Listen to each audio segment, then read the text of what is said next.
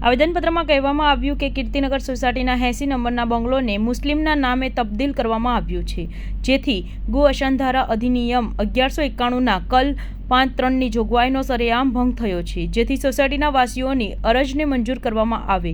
પુરાવા મેળવ્યા વગર તબદીલ અરજ મંજૂરી કરેલી છે, જેથી તપાસ કરી કાયદેસરના પગલાં લેવામાં આવે જેવી માંગ કરાઈ હતી. જોશુઆ માર્ટિન નામના સ્થાનિકે કહ્યું કે છેલ્લા 5 વર્ષ જેટલા સમયથી આ વિસ્તારમાં અશાંતધારો અમલમાં છે, તેમ છતાં અહીંનો બંગલા નંબર 80 મુસ્લિમ સમાજના લોકોને વેચી દેવામાં આવ્યો છે, જેથી અહીં ચાલતી પ્રવૃત્તિઓને લઈને પોલીસમાં અરજી કરવામાં આવી છે.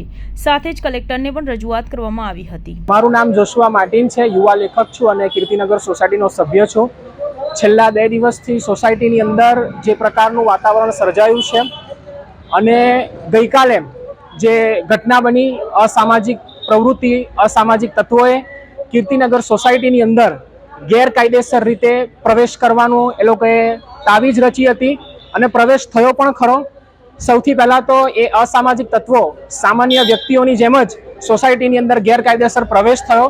થોડીક નાની બોલચાલ થઈ, ત્યાર પછી પોલીસ સ્ટેશન બધા ગયા, સોસાયટીના સભ્યો, અને ત્યાર પછી ખબર પડી કે એ અસામાજિક તત્વ છે, બહુ મોટો બુટલેગર છે અને બહુ મોટા વ્યક્તિના મર્ડર કેસ પર એની પર એનો ચાર્જ છે. સૂર્યા મરાઠીના મર્ડરમાં એ વ્યક્તિનો હાથ છે અને મુખ્ય આરોપી છે. આ વાતની જાણ થતાં ત્યાર પછી પોલીસ પણ દોડતું થયું, પોલીસ તંત્ર પણ દોડતું થયું. એ વ્યક્તિની પણ રિમાન્ડ લેવામાં આવી છે.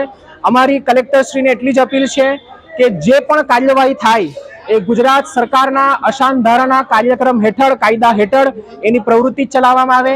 2019થી આજે આ 4થું વર્ષ છે કે જ્યારે અશાંતધારો 2020થી લાગ્યો અને આજે આ 4થું વર્ષ છે. અશાંતધારાની કાર્યવાહી હેઠળ અશાંતધારાના જે કાયદાઓ છે, નિયમો છે, એ નિયમોને આધીન થઈને આખી જે મિલકત ટ્રાન્સપ્લાન્ટની જે કાર્યવાહી છે, જે મિલકત તબદીલ કરવાની, એ કલેક્ટરશ્રી કરે.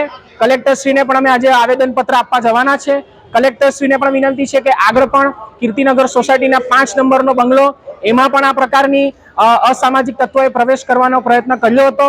એની પર અમે સ્ટે લાવ્યા હતા અને અમે ફરી એક વખત આજે અમે આ 80 નંબરના બંગલા પર સ્ટે લાવવાને માટે કલેક્ટરશ્રીને અપીલ આપવા આવ્યા છે. ને મને પૂરો વિશ્વાસ છે કે સરકારી તંત્ર, બ્યુરોક્રેસી અને કલેક્ટરશ્રીની ઓફિસ પણ અમને સહકાર આપશે. એ જ આશા સાથે જય હિન્દ, ધન્યવાદ.